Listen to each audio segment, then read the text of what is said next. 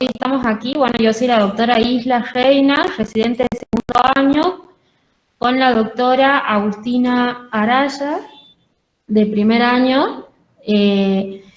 Vamos a presentar lo que es el lactante sibilante, el abordaje del paciente lactante sibilante, y como invitados tenemos a la doctora Cecilia Guaymás, a la doctora Cecilia Rivero y a la doctora Fili también.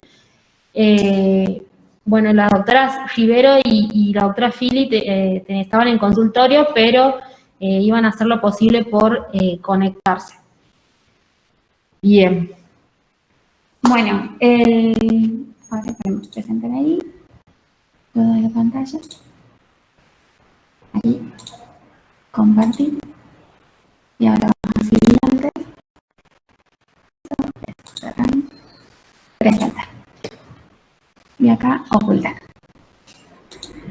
Bueno, vamos a empezar entonces con el Ateneo de hoy. Vamos a hablar sobre el abordaje de lactantes sibilantes en el primer nivel de atención.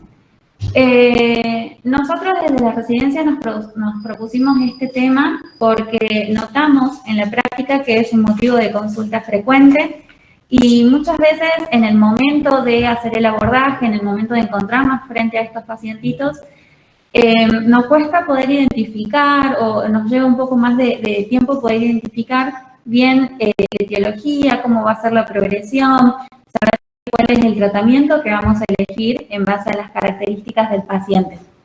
Entonces, la idea de hoy es poder hacer hincapié en todos aquellos criterios, ya sean antecedentes del recién nacido, de la mamá, de todo el contexto, para poder ver bien cómo va a ser la probabilidad o la prevalencia de cómo se puede llegar a evolucionar y así saber cómo abordar. Para eso, bueno, vamos a empezar con un caso clínico. Antes de ello, bueno, entonces, lo que les comentaba recién, vamos a abordar a través de un caso clínico todos los factores de riesgo para desarrollar asma y la prevalencia, y vamos a ver las prevalencias de las sibilancias en lactantes y en niños en edad preescolar.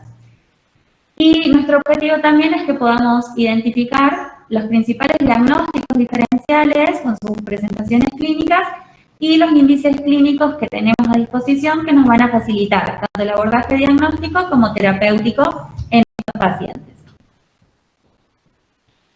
La bibliografía que utilizamos fue, por un lado, la presentación lactante sibilante que expuso la doctora Rivera hace 2 años en el Congreso Argentino de Pediatría Ambulatoria que se realizó acá en Salta, y también la presentación, la enfermedad sibilante en el lactante y el niño pequeño, que la realizó el doctor Tepper en un curso de actualización de neumonología pediátrica que se dictó el año pasado por parte del Hospital Gutiérrez. Bueno, entonces empezamos con nuestro caso clínico. Matías, él tiene 1 año y 1 mes y es traído por su mamá Marcela al centro de salud porque desde anoche la mamá nota que respira raro. Al preguntarle, ella nos explica que es como que por momentos pareciera que hiciera fuerza para respirar y que le agarra un poco de tos. Entonces, ante esto, abrimos el espacio para que puedan, a los que quieran participar. ¿Qué sería importante preguntarle a Marcela en base a este niño, Matías, que nos trae por el centro de salud?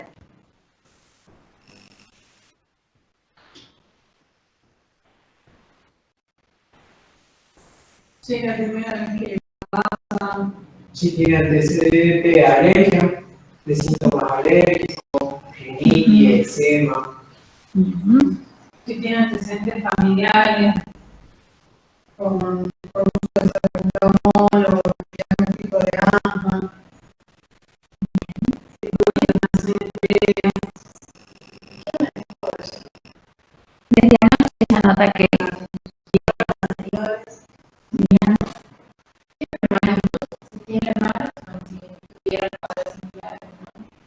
bien. Si además de eso tuvo fiebre u otros síntomas.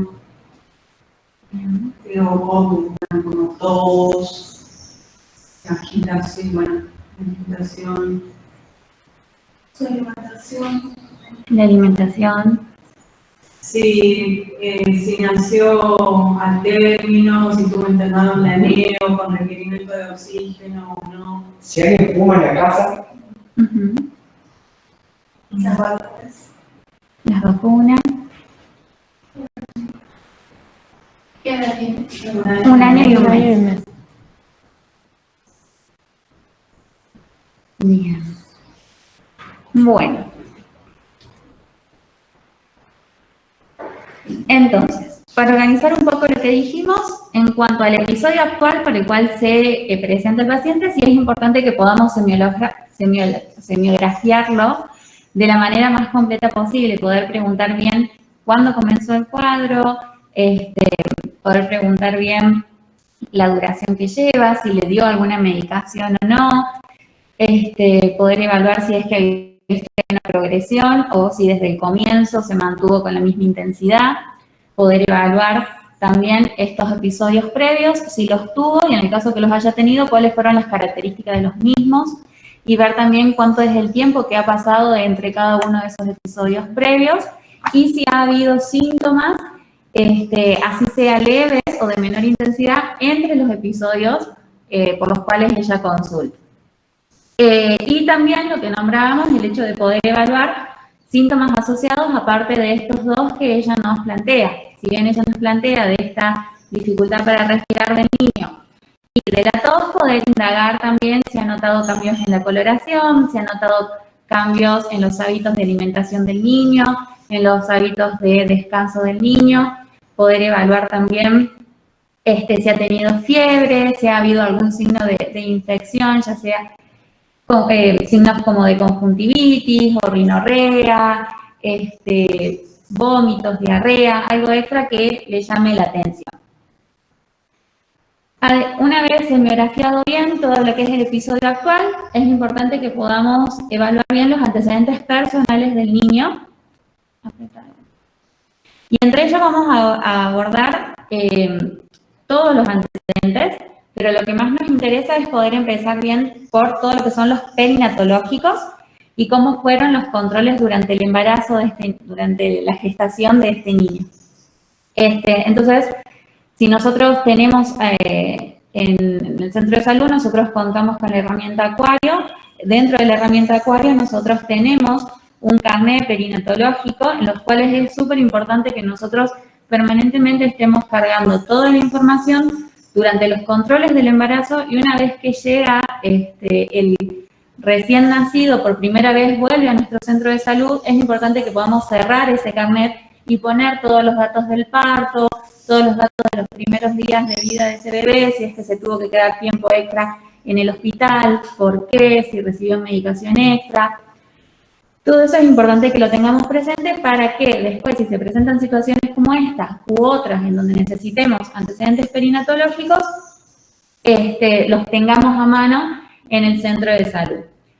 De ahí también vamos a indagar antecedentes personales en los demás, todo lo que es antecedentes patológicos del niño, ya sea de otras enfermedades también que no estén relacionadas a este caso puntual por el cual consulta, todo lo que son antecedentes quirúrgicos, inmunoalérgicos, haciendo referencia a que ya ha habido signos de alergia previos, y el tema de la vacunación, si cuenta con todas las vacunas al día, antecedentes epidemiológicos, cósmico-ambientales y socioeconómicos.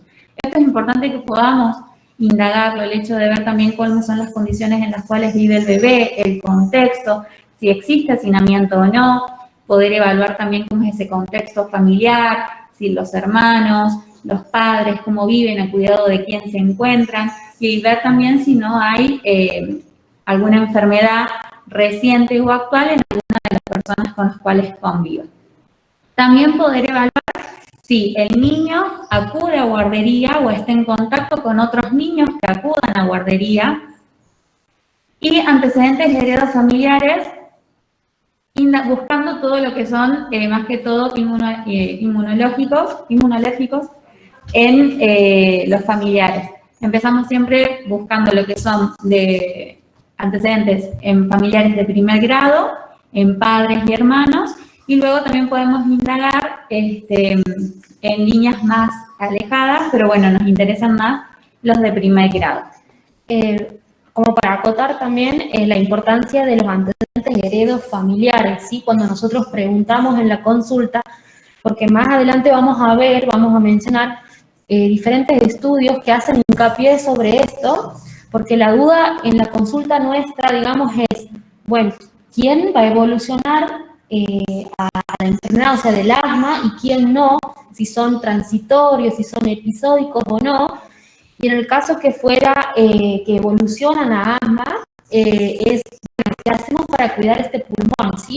Entonces vamos a hablar también más adelante un poco de la evidencia, qué es lo que se recomienda, qué es lo que, aquellos fármacos que se han visto que mejoran la función pulmonar, disminuyen la progresión, ¿sí?, del daño pulmonar.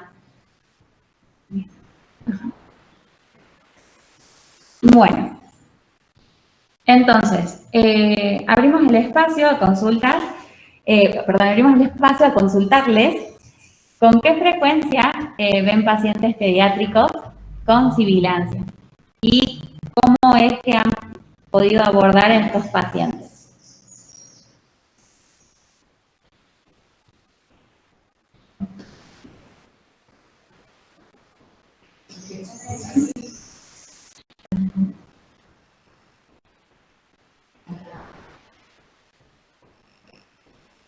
Bueno, yo creo que es bastante frecuente, digamos, estas consultas en pediatría. De hecho, más en las épocas que se nos vienen, a partir de marzo, empieza una época bastante frecuente de consultas respiratorias, más que nada.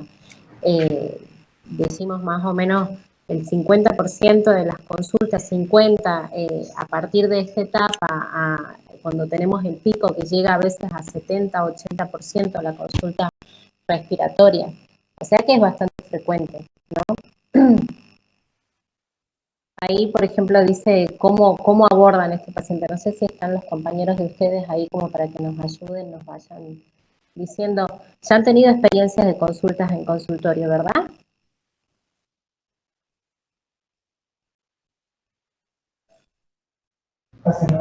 ¿Nos repite la pregunta, Doc? Digo, ¿cómo abordan este tipo de pacientes? Ustedes ya estuvieron en consultorio con pacientes respiratorios, ¿verdad? Como ustedes decían, el interrogatorio es algo básico, ¿sí?, que es lo que veníamos haciendo toda la parte de la anamnesis. Aparte de eso,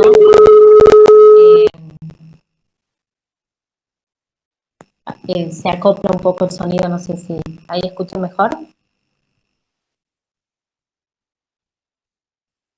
¿Hola? ¿Ahí nos escuchan? Ahí sí, ahí los estoy escuchando. Sí, yo empecé hace poco en mi rotación por salud del niño, pero lo que sí me cuenta la doctora con la que yo estoy rotando es que justo el año pasado fue un contexto particular para todo este tipo de pacientes. Entonces, ella sí notó que hubo mucho menos consultas en los centros de salud por este motivo, pero al mismo tiempo cuando llegaban ya eran pacientes que quizás estaban más descompensados porque justamente habían dejado pasar tiempo por no querer acercarse al sistema de salud, ya sea por temor a contagiarse o también por imposibilidades de que les decían de que no, de que tenía que tener determinadas características, como que hubo un poco de dificultad en cuanto al acceso al sistema de salud.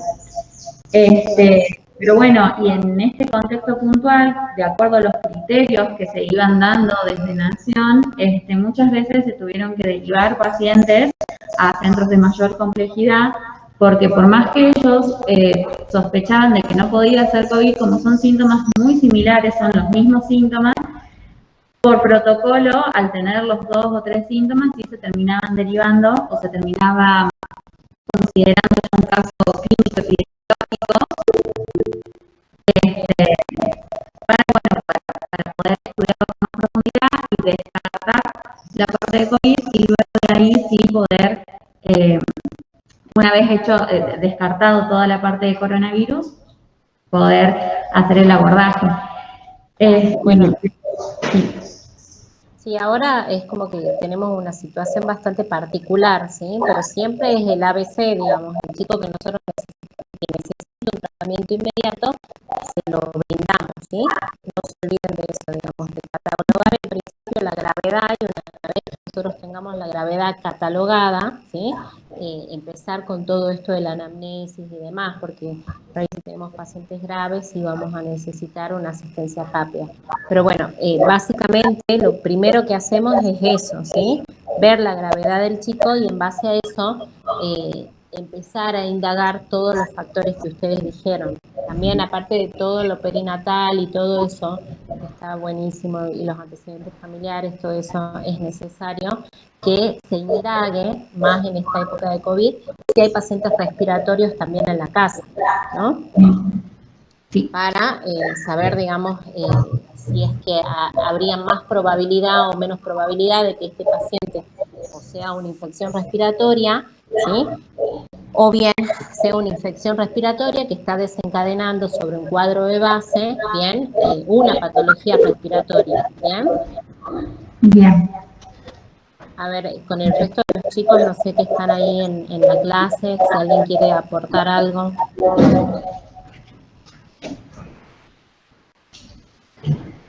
Bien. Bueno, sigamos, chicos. Tal vez la parte de los hábitos tóxicos que ya decían las chicas, como que la gente no lo tiene muy claro a eso. Fue lo que me tocaba ver. Hacía esto de que cigarrillo en la casa, no le va a hacer nada al niño, a los bebés principalmente, o que fuma afuera, contar el cuento y no pasa nada, y no tiene esta pauta que bueno, las chicas ya van a ir explicando más adelante. Pero me ha tocado ver eso, que la gente no lo tiene muy en claro eso, no es muy consciente. Está buenísimo el dato porque es quizás el momento que nosotros tenemos para concientizar a esa mamá o a esa familia, ¿bien? Y obviamente también a veces pasa que, como dice tu compañero, no es una cuestión de que no lo quieran hacer o simplemente falta de información, ¿sí? Porque ellos creen que fumando afuera el chico está exento de dificultad, ¿sí? Y muchas veces esto no es así. Nosotros sabemos que a veces dicen, no, pero yo fumé cuando la mamá lo llevó a comprar. Y sabemos que el tabaco, sobre todo la nicotina, se pega mucho en las cortinas, en las telas de la ropa. Entonces es importante que nosotros hagamos esos aportes para con la mamá y para que concienticemos de esa manera, ¿no? Después la doctora Villena, que le manda saludos de paso a la doctora Ceci. Le mandamos un beso a la doctora. Aparece en la ficha de ingreso en Acuario. En eso uno se puede fijar antes y bueno, el caso de ella dejar de tal para definir el abordaje a veces. Perdón, no escuché bien lo del aporte. Que ella dice que los antecedentes perinatales aparecen en la ficha de ingreso en Acuario y en eso uno se puede fijar antes y también, bueno, ella hace un papel de cara de tal para definir el abordaje.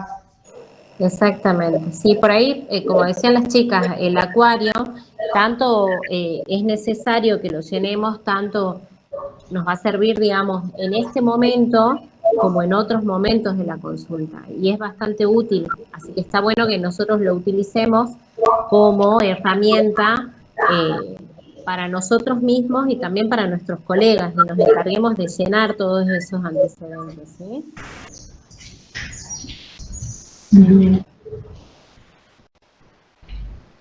Bueno, en base a esto, queríamos compartirles lo que encontramos sobre la prevalencia de obstrucción bronquial.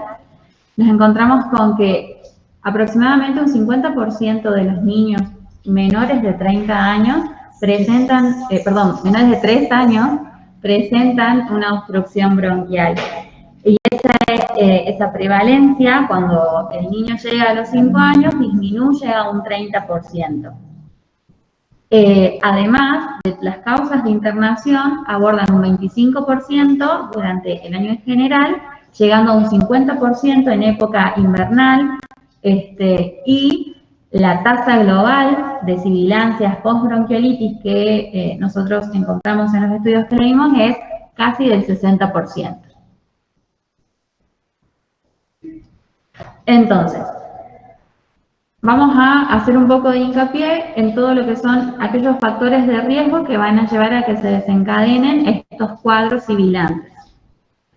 Por un lado, lo que habíamos nombrado al principio de todos los antecedentes familiares, antecedentes patológicos familiares, ¿sí? Evaluar si tenemos familiares de primer grado que presenten ya sea cuadros de asma, en los cuales tengan tratamiento con broncodilatadores, como así también otras situaciones o otras características atópicas que puedan llegar a presentar estos familiares. Nosotros también podemos ver que otro factor de riesgo es el medio socioeconómico bajo y el sexo masculino. También lo que nombrábamos antes, el tema de la asistencia a guarderías, no solamente del niño, sino por ahí de otros convivientes o niños con los que esté mucho tiempo en contacto, que acudan a guarderías. Y el tema del tabaquismo. Lo que veíamos, y lo que nos comentaba recién Martín, es no solamente el tabaquismo durante el embarazo, sino también el tabaquismo una vez que ya ha nacido el bebé, tanto dentro de la casa, o sea, ya que sea un niño que reciba pasivamente el humo del tabaco, como así también que los familiares fumen, aunque sea fuera de la casa. Entonces es importante siempre poder indagarlo de manera quizás un poco más precisa, porque a veces nos limitamos a hacer una única pregunta de ¿hay alguien en la casa que fume? Y la respuesta termina siendo no, y no vamos un poquito más allá. Entonces, en este caso es importante que nos podamos detener a hacer una o dos preguntas más sobre esto para que no pase desapercibido y para poder también hacer una prevención de futuros cuadros. Sobre todo en la educación, ¿no? Porque siempre hay una oportunidad de educar a los pacientes y al entorno, sobre todo para disminuir, porque como sabemos, produce un aumento en las exacerbaciones de estos pacientes del humo del tabaco, ¿sí? Bien, bueno, en cuanto a las causas por las cuales se pueden presentar cuadros sibilantes, son numerosas. Nosotros vamos a nombrar la mayoría, nosotros obviamente vamos a hacer hincapié en aquellas sibilancias que son más post-bronquiolitis o que son causadas por asma o en niños que puedan llegar a evolucionar a ser pacientes asmáticos, pero siempre es importante poder tener presente que existen otras causas de sibilancia, ¿sí? Tenemos también como causa lo que son las fibrosis quísticas, una displasia broncopulmonar, bronquiolitis obliterante, indagar traqueomalacia, si hay presencia de traqueomalacia, sí, tuberculosis, diskinesia ciliar, distintos tipos de inmunodeficiencias, puede ser también causada por compresión extrínseca, ya sea por anillos vasculares, por adenomegalias, por quistes broncogénicos, y de la misma manera por aspiración. Entonces, tener en cuenta lo que es reflujo gastroesofágico, posible aspiración de algún cuerpo extraño, y fístula traqueoesofágica. Y no olvidemos también de aquellas cardiopatías que se asocian a un hiperreflujo pulmonar.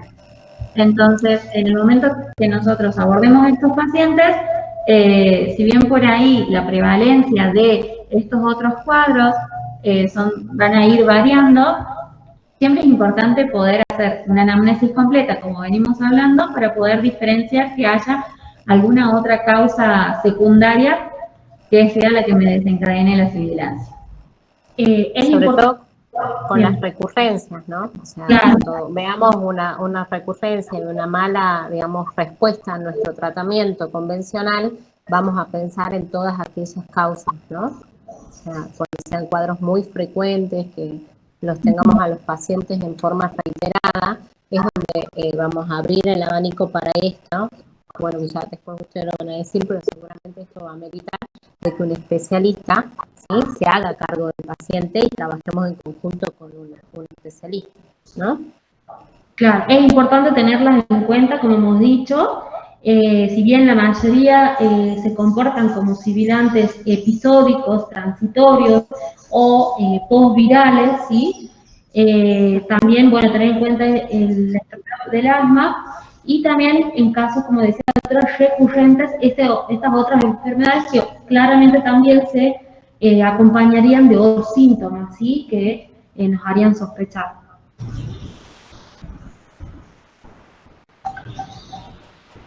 Bueno, entonces seguimos con el caso de Matías. Al interrogarle a Marcela, que es la mamá, nos refiere que este es el segundo episodio desde que comenzó el año y que el fin de semana le notó un poco de mocos transparentes. Nos cuenta que el papá de Matías tiene asma, que está en tratamiento desde hace años, que está controlado. Nos comenta que el embarazo fue controlado, que no tuvo complicaciones, que Matías nació con 37 semanas y que se fueron de alta juntos. Nos dice también de que estuvo internado una única vez a los 8 meses por bronquiolitis. En cuanto a lo que es comientos, nos comenta de que ellos viven en una casilla detrás de la casa de su suegra y que conviven ambos padres, Matías y el hermano de Matías de 5 años. Y nos refiere que la alimentación de Matías es mixta y que tiene el calendario de vacunación completo, el carnet de vacunación completo. Bueno, entonces, vamos a abordar un poco lo que más nos interesaba poder desarrollar en esta clase, que es, en base a la práctica y en base a este caso que nosotros proponemos, nos preguntamos si este será un paciente episódico postviral o si es un paciente con diagnóstico de asma. Entonces, bueno, existen distintas clasificaciones en cuanto a lo que refieren a las sibilancias. Una de ellas es según el criterio de la tendencia temporal que tienen las sibilancias, que la propone la Stage Force. Y bueno, ellas lo clasifican en 3 grupos. Por un lado tenemos los que son los sibilantes transitorios tempranos, que son cuadros en los cuales suelen desaparecer entre los 3 y los 5 años, que no tienen antecedentes heredos familiares ni de asma ni de sensibilización alérgica, que el niño sibilante desde el momento del nacimiento presenta una función pulmonar anormal, pero que luego con el correr de los años se va normalizando y que puede estar asociada a otras situaciones, como por ejemplo prematurez, el sexo masculino, la asistencia a guardería o el contacto con el tabaquismo, como era lo que comentábamos recién. El otro cuadro es un sibilante no atópico de aparición tardía, en donde desaparece después de los cuadros de sibilancia que presenta el niño, desaparecen después de los 3 a 5 años, y que suele estar relacionado a infecciones virales, principalmente de los virus respiratorios, entre ellos quizás los más frecuentes, el rinovirus, el respiratorio sincitial y el metoneumovirus. Tienen como característica que suelen ser estacionarios y desde el momento del nacimiento la función pulmonar de estos niños es normal. Y también tienen la característica, al igual que el anterior, que no tienen factores de riesgo para asma.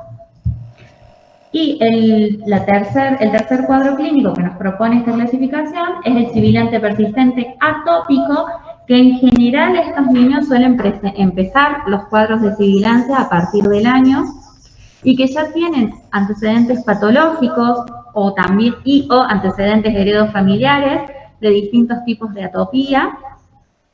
La función pulmonar al momento del nacimiento es normal y luego con el correr de los años vemos que a partir de los 6 años ya la podemos encontrar disminuida, que es lo opuesto al primer caso que nombrábamos. Y también podemos llegar a ver que hay una tendencia a una hiperreactividad bronquial y una PEF variable. Entonces, siguiendo un poco esto, los fenotipos de presentación en niños preescolares es lo que hablábamos recién. Vamos a tener sibilantes transitorios tempranos, en los cuales van a obtener la mayoría de los cuadros sibilantes los primeros años de vida, y luego entre los 3 y los 5 van a ir desapareciendo.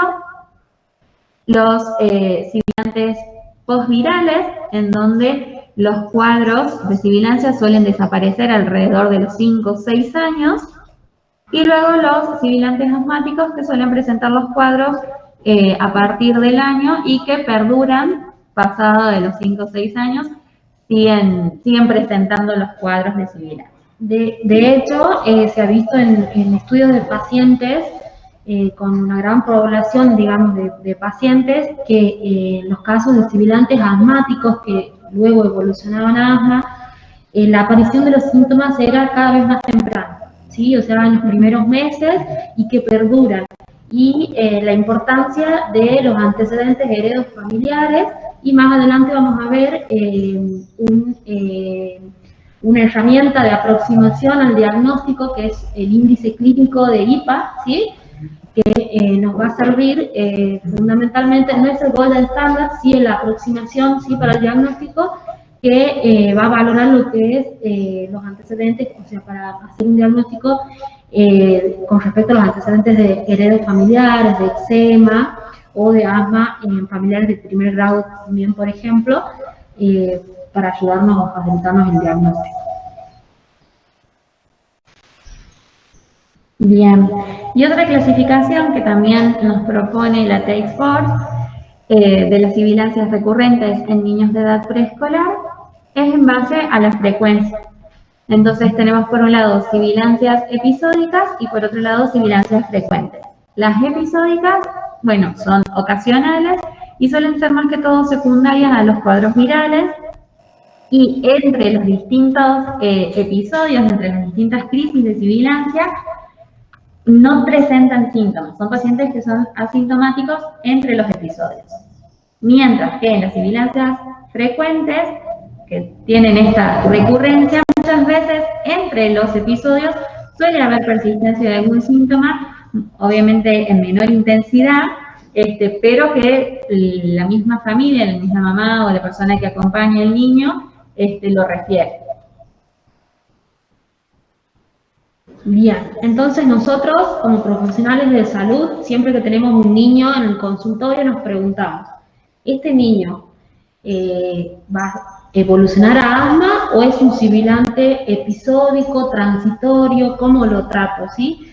Se ha visto que en diferentes estudios que las infecciones virales producen, hay diferentes hipótesis, ¿sí? Pero producen una susceptibilidad a presentar sibilancias, ¿sí? Entonces, la infección viral, la pregunta es ¿causa o consecuencia de la sibilancia? Bien, hay dos hipótesis, como lo mencionaba anteriormente. Tenemos la hipótesis serial, en la cual tenemos un niño que es sano previamente y que hace un cuadro de bronquiolitis, y luego de este episodio hace sibilancias recurrentes, ¿sí? Y la otra hipótesis, la llamada hipótesis paralela, que el niño nace con una susceptibilidad previa, ¿sí? Para hacer bronquiolitis o sibilancias recurrentes. Esto de todas formas es controversial, todavía está en estudio. Sí, incluso muchas veces hay algunos autores que también proponen de que hay una superposición de estas dos hipótesis. Se había hecho un seguimiento de, si no me equivoco, 725 pacientes. A los padres se le había indicado para anotar, digamos, la cartilla de síntomas, y bueno, también evaluado en qué niños necesitaban internación o no, o manejo ambulatorio. Y se vio que los episodios de sibilancias disminuyen luego del primer año, y que los mismos tienen un claro patrón estacional y no se encuentran relacionados con atopía, ¿sí?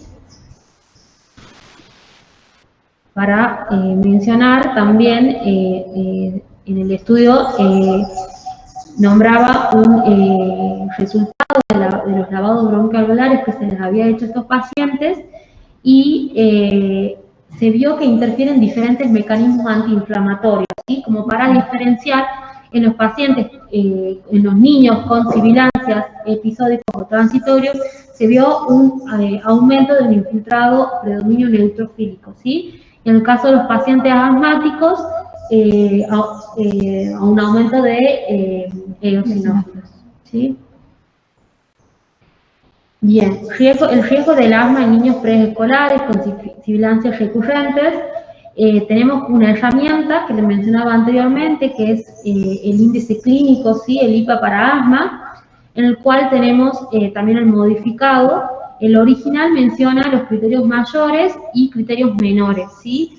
Tenemos dentro de los criterios mayores la historia familiar de asma, el diagnóstico de dermatitis atópica, el diagnóstico médico, y en caso de los criterios menores, el diagnóstico médico de rinitis alérgica, de sibilancias sin resfrío y eosinofilia hemática mayor al 4%. El API modificado menciona también, aparte de la historia familiar del asma y la dermatitis atópica, la sensibilización mayor a 1 a los aeroalergenos. Y dentro de los criterios menores incluyo también la sensibilización a la leche, el huevo o el maní, la sibilancia sin resfrío y la eosinofilia hemática mayor a 4%, también acompañado de sibilancias frecuentes, más un criterio mayor o dos criterios menores, los cuales nos ayudan al diagnóstico, a llegar a un diagnóstico.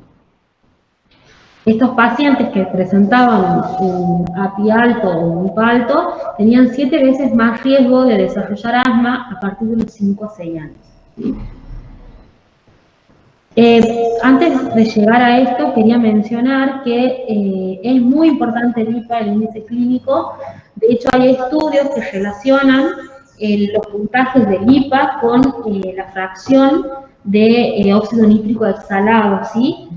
Se ha visto en estos estudios que, de hecho, no me acuerdo de qué cifra,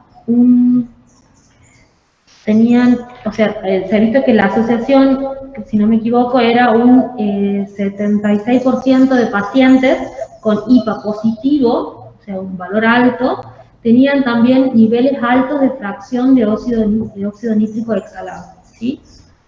Entonces, fundamentalmente porque es una herramienta fácil. Acuérdense en que eso les va a ayudar mucho para saber a qué paciente yo inicialmente voy a manejar con un tratamiento preventivo, por ejemplo, ¿sí?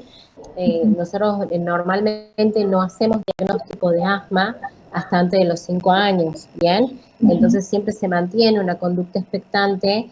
Y estos índices predictivos, como ustedes dicen, nos ayudan mucho para saber, obviamente, la utilización de los tratamientos preventivos, que ya lo vamos a ver, tienen que ser muy precisos, bien, y tienen que estar bastante bien analizados para poder implementarlos, bien, porque también tienen sus consecuencias y sus efectos adversos. Entonces, tenemos que saber a qué pacientes sí les va a caber, digamos, el tratamiento preventivo ya lo vamos a hablar más adelante, pero es importante por eso más que nada, ¿sí?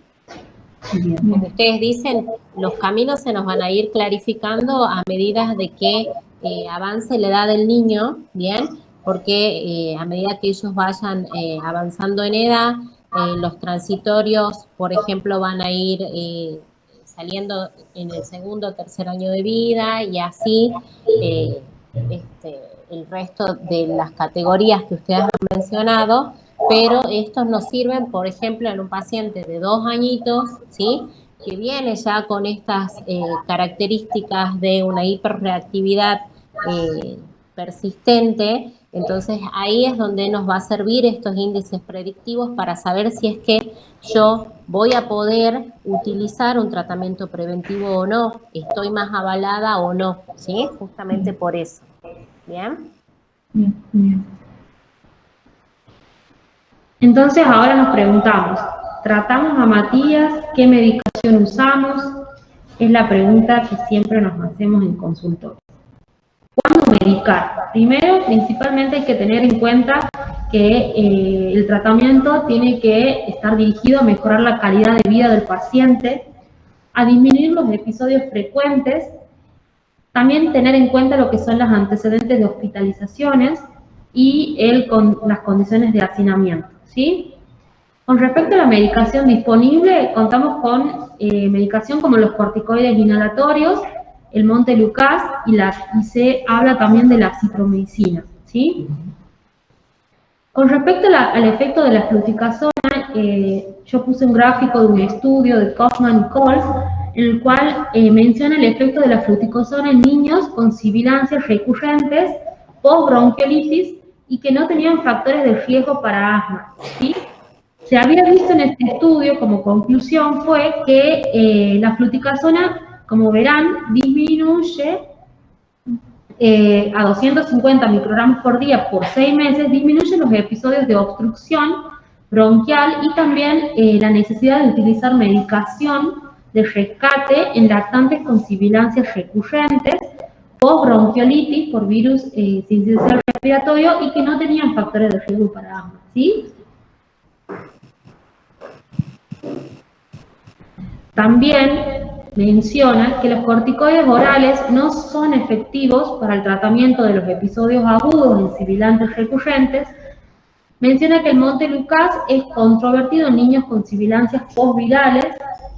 Lo que se vio es que en un primer estudio, pero eran pocos pacientes, mejoraba el Montelukast el tema del tiempo de la evolución del cuadro, ¿sí?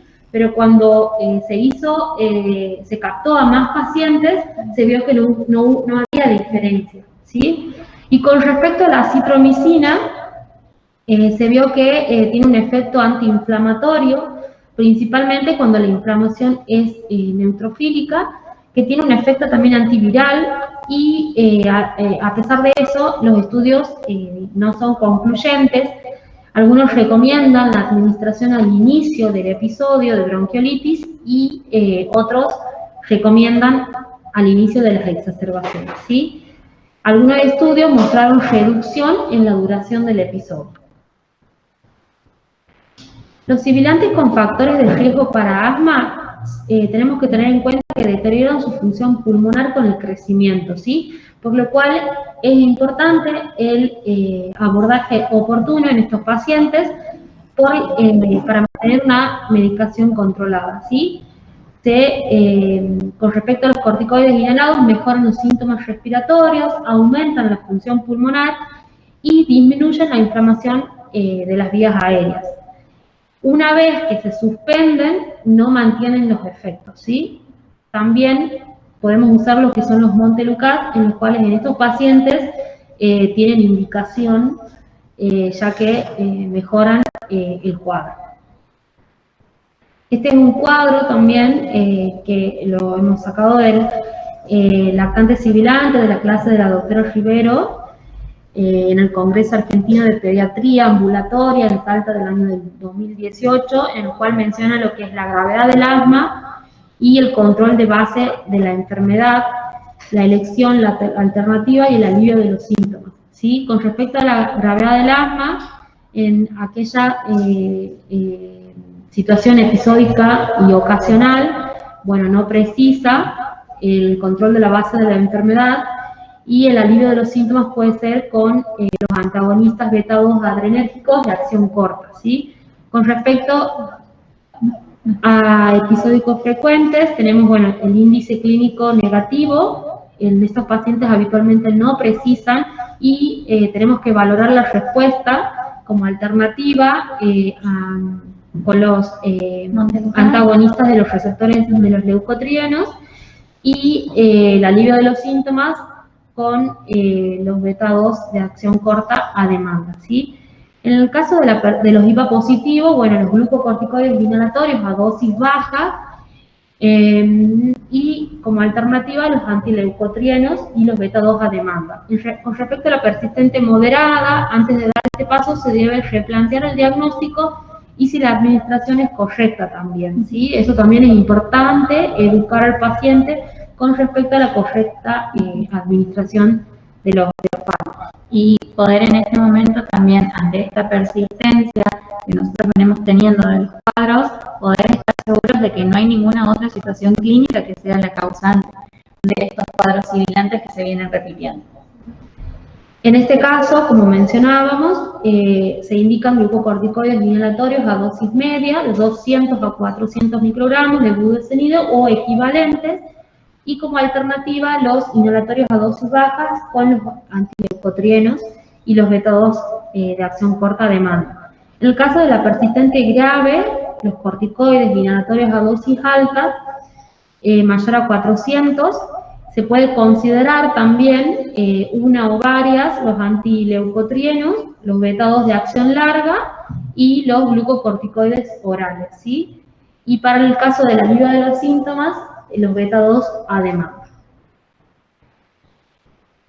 Bueno, como conclusiones, tenemos que la prevalencia elevada de las sibilancias recurrentes en niños menores de 5 años se encuentra relacionada a infecciones virales y que es difícil el diagnóstico diferencial con el asma, ¿sí? Esto vamos a ir haciéndolo cada vez que veamos al paciente, o sea, en las consultas reiteradas, ¿sí?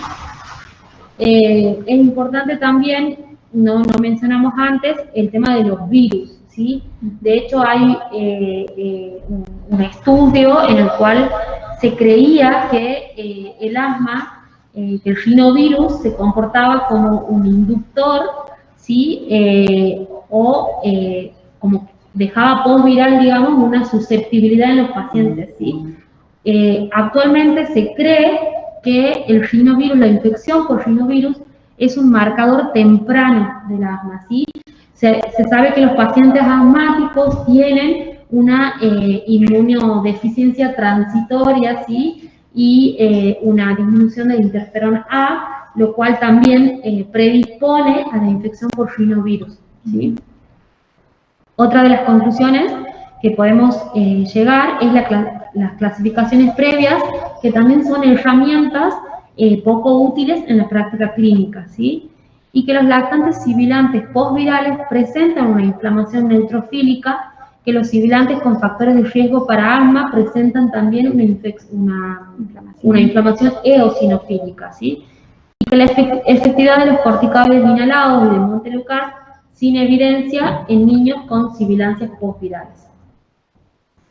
Y que existe una evidencia relacionada a la capacidad de la citromicina de disminuir la intensidad y la duración de las observaciones y tiene un efecto protector a largo plazo.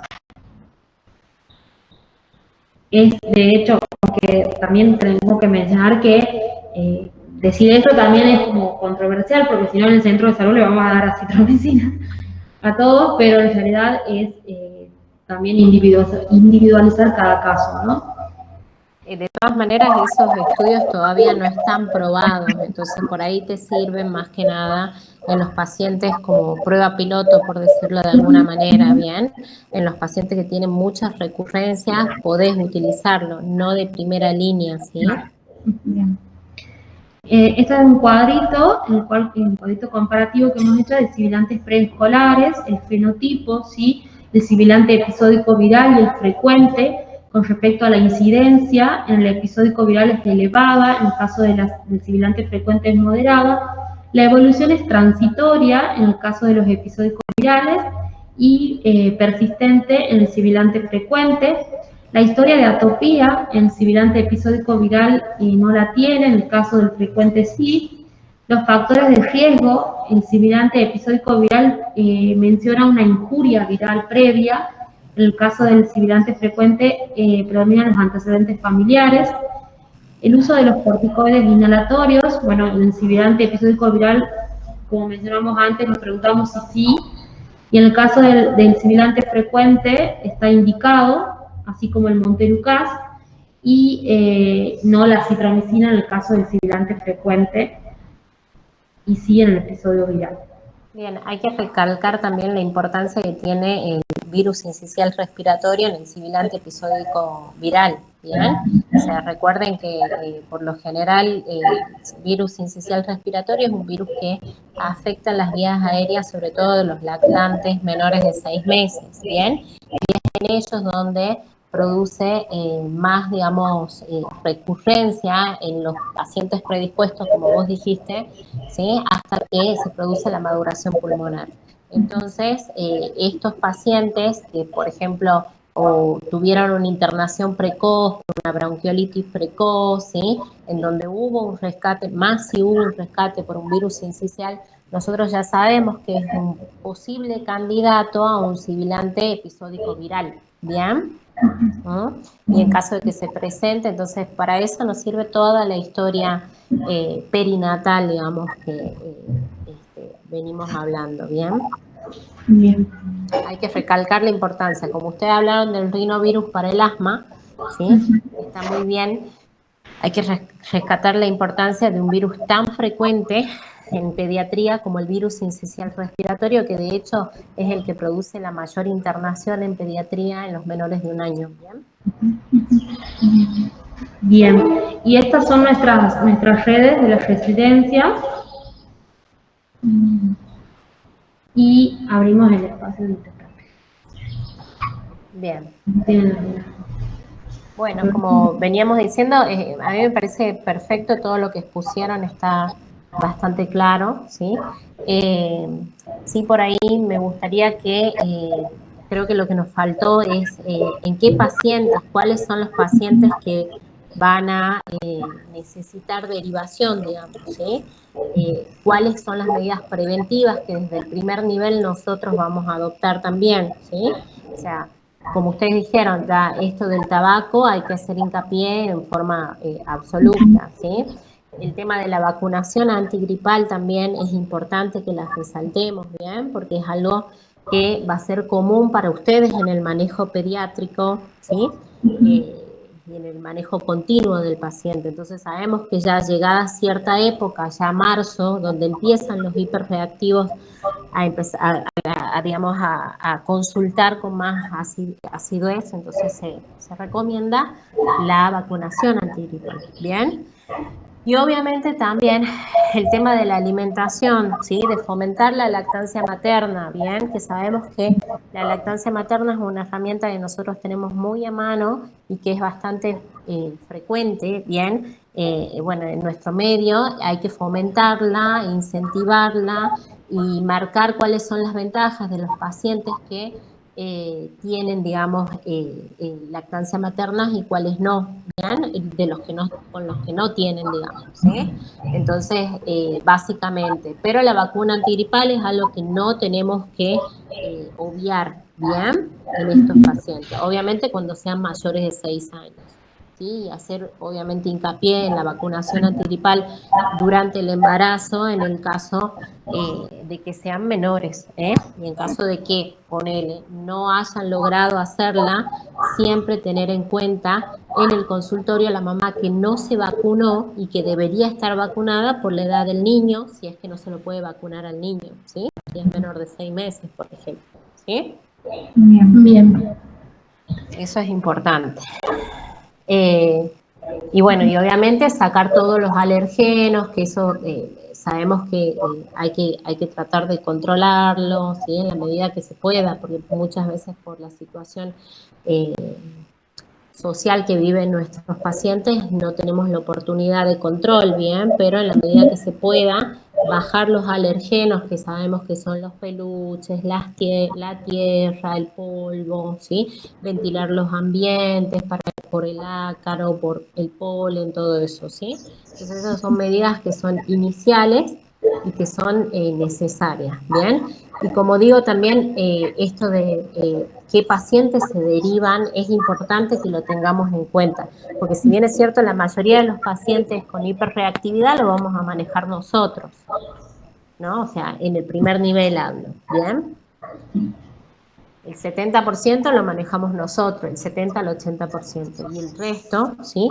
Es el que nosotros vamos a derivar. Eso me parece que nos ha faltado por ahí, ¿sí? ¿Y podés decirnos, doctora, cuáles son los pacientes para derivar, cuáles son los criterios?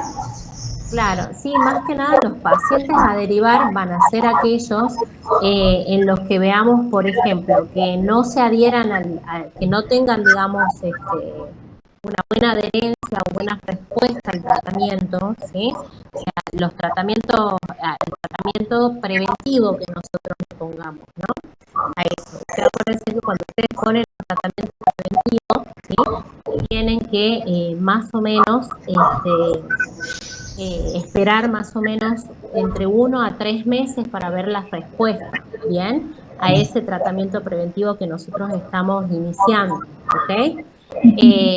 Después de esto, tenemos que ver, o sea, cuando vemos que ustedes siempre tienen que iniciar con una dosis mínima, digamos, ¿sí? Por ejemplo, empezamos con un budesonide o con una fluticasona en dosis mínima, ¿bien? Y vamos a controlar a este paciente por el término de 1 a 3 meses y vamos a ver la respuesta que tenga al tratamiento, ¿sí? Bueno, nosotros vemos que no hay respuesta, podemos aumentar la dosis y si vemos de que no responde a este tratamiento, ¿sí? Nosotros tenemos que recatalogar a nuestro paciente, buscarle otros síntomas, volver a indagar, hacer una nueva anamnesis, ¿bien? Para ver si por ahí no se nos escapó algún síntoma, que por ejemplo un reflujo, ¿bien?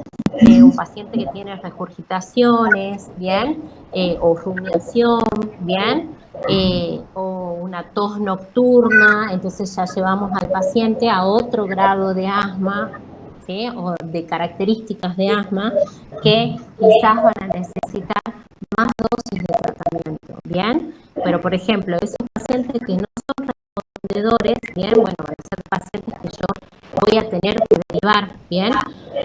O acuérdense también que